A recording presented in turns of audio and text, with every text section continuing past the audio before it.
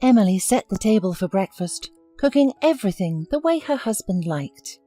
Harvey had had gastritis since childhood and needed a special diet. Emily had long ago become accustomed to this and always made her best for her husband's health. She walked into the bedroom and, touching his shoulder, began to wake him up quietly. "What? Is it morning already?" he asked, opening his eyes. "Oh, I didn't get enough sleep again." "You should take the day off," replied his wife. "You work too much.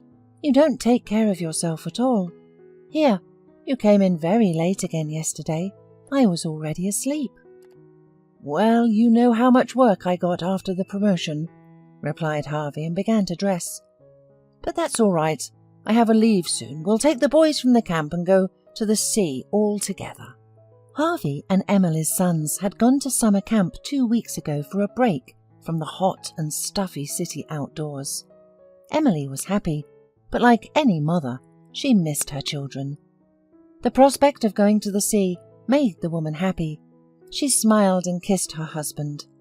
"I look forward to August," she said, "but we have another event ahead of us, remember?" "Do you mean my birthday?" smiled Harvey. "Yes. I would like to celebrate this holiday in a way I've never done before, but as luck would have it, that very day I will still be on a business trip. Would you be offended if we celebrated next week?" "Well, I'm not a child and I won't get upset over such nonsense." "Fine, honey. I promise we'll celebrate this day in such a way that you'll remember it for the rest of your life." Harvey had no doubt about that. He had a quick breakfast, got ready, and went to work, and Emily, having finished cleaning up, immediately sat down to call all the relatives and friends of her husband. But first, she dialed the number of her mother-in-law. Mrs. Mitchell was pleased to hear from her daughter-in-law and began to ask her about her son and grandchildren. Emily told about all the latest events in their lives, and then the conversation turned to Harvey's work. Mrs. Mitchell was anxious about whether her son was coping with his new responsible position. "Of course, don't worry," replied Emily. "You know, it's just a blessing that Mr. Ross took Harvey into his company. He's very capable, after all, and in his previous job they didn't let him reveal himself at all, and didn't see any prospects in him." "Yes, that's true," agreed Mrs. Mitchell. "Well, you know that Mr. Ross was my late husband's best friend, and therefore he was happy to help Harvey when I asked him for it. Besides, he's known Harvey since he was born." Mrs. Mitchell started to reminisce about the old days, and then suddenly asked Emily about Mr. Ross's new wife. It turns out that he had been alone for a long time after his divorce from his first wife, and recently Mrs. Mitchell found out that he had married a woman 25 years younger than him. "Harvey said her name was Stephanie, and she was a year or two younger than me. I saw her once at a corporate party. By the way, you will see her. I want to invite Mr. Ross and his wife to Harvey's anniversary party. But please don't say anything to your son. I intend to arrange a surprise." I told Harvey that I would be on a business trip, and we will celebrate on the next week, but in fact, the party will be on Saturday. And I would like you to bake a cake. You are the best pastry cook I know. "Thank you, my dear. Don't doubt it. I'll do everything," rejoiced the mother-in-law. They talked some more, and then, after a warm goodbye, each of them went about her business. Shortly before Harvey's birthday, Emily left as she had promised, and on the festive day she secretly gathered all the relatives and friends at the appointed place. She waited for her mother-in-law with a huge cake, and then the whole noisy group went to her house to make a surprise for her husband.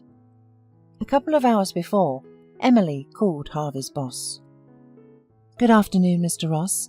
I had invited you next week for Harvey's birthday party, but circumstances have changed, and I decided to congratulate him today. I hope you and your wife have a free evening, and you will find an opportunity to come to us. Once again, I apologize for the force majeure," said Emily. "No problem, Emily. Tonight's tonight. I'm free, but unfortunately Stephanie went to visit her parents yesterday. I'll be there for sure. Don't start without me." And so everyone was in place. Emily quietly opened the front door, and when they entered the apartment, everyone saw that everything was covered with rose petals, and that candles were lit in the charming half-light. The guests were confused, while Emily went to the bedroom and opened the door. The astonished people saw an outrageous picture. Harvey was having fun with Stephanie, his boss's wife, right on the matrimonial bed. An angry cry of indignation burst out from Mr. Ross, and he grabbed his wife and literally dragged her into the next room, while Harvey's mother, glaring angrily with her eyes, hurled her gorgeous cake at her disgraced son. "You scoundrel!" she shouted. "Shameless! What have you been missing? Your wife is clever. Your boss is a golden man. He opened up so many opportunities for you. And how do you repay him?" Humiliated, destroyed, and covered with cake, Harvey sat on the bed. The guests left the apartment one by one. From the next room could be heard the loud shouts of Mr. Ross and sobs of Stephanie, who somehow tried to justify herself. Mrs. Mitchell, bursting into tears of shame and frustration, also left the apartment, and no one in all this time even remembered about Emily. Even Harvey did not immediately find the strength to look at his wife, and when he looked up, he saw that she was smiling. "And how should I understand that?" he asked, realizing that this whole situation was no mere coincidence. "Have you still not understood?" grinned Emily. "You thought I didn't notice anything at all? You made me into a servant and got used to the fact that I always protected you from everything, provided you with comfort and peace, and finally you got impudent at all. How have you repaid me for treating you well? Endless cheating. You thought you were smarter than the others, but in fact you're the stupidest person in the world. But now everybody knows who you are. In one moment you've lost everything. Now you have no wife, no family, no job, no friends. I could have confessed long ago that I knew about your cheating, but I wanted revenge, and I succeeded. But what about our children? Let's forget everything for our boys." Emily laughed and asked if Harvey could forgive her if she had cheated on him. The man shrugged his shoulders, and then Emily, grinning again, assured her husband that he would gladly forgive her even a few betrayals, since he was used to the comfort that Emily had provided all these years and would never want to part with it. "So don't even count on forgiveness. We're getting a divorce, Harvey. This is my birthday present to you. Besides, I'm leaving for my hometown, where my sons are already waiting for me. They've been living with my parents for a long time now, and they haven't gone to any camp. Now we're going to live on our own, without you."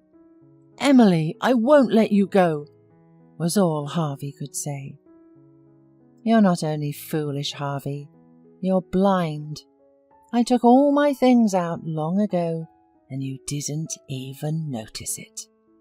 Of course, these are such little things, and you cared only about the things that touched you personally." At that moment the door swung open, and Mr. Ross burst into the room and asked Emily for permission to talk to her husband. "I don't have a husband anymore," replied the woman, and left the room, noting from the corner of her eye how Harvey's eyes widened in horror at the sight of the threateningly clenched fists of his boss. On the street, she caught a cab and asked to be taken to her hotel. She sat in the car, proudly raising her head.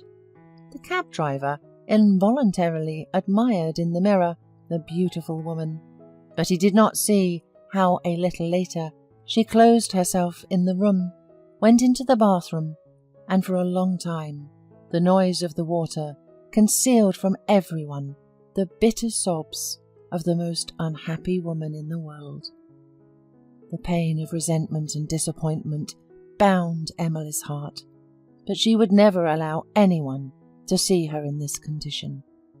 Perhaps if she had not had her sons and parents, she would have committed some irreparable act.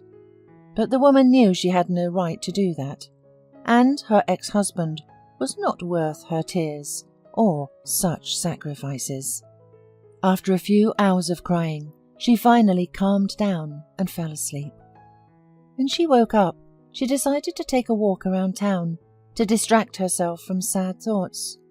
There were 10 hours before the train, and she had to spend it somehow. To Emily's surprise, the same cab driver who had brought her here was waiting for her on the hotel steps. He was standing with a huge bouquet of flowers, and seeing Emily, he stepped toward her. "I've been waiting for you. My name is Paul. I just couldn't forget such a beautiful woman whose eyes shrieked in such pain. This is not right. You should be smiling and enjoying life, and I'm willing to help you do that. Please, tell me your name." Emily was stunned. She looked at the man, smiled, and said her name. And she also suddenly realized that there were many more interesting things awaiting her in life. "You know, Paul, let's take a walk. You won't believe it, but I'm happy to have met you." Several years passed.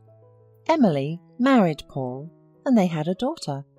Her sons found common ground with Paul and became very attached to him. The man taught them to drive a car, went fishing and hiking with them. They worked together in the garage and went many other places.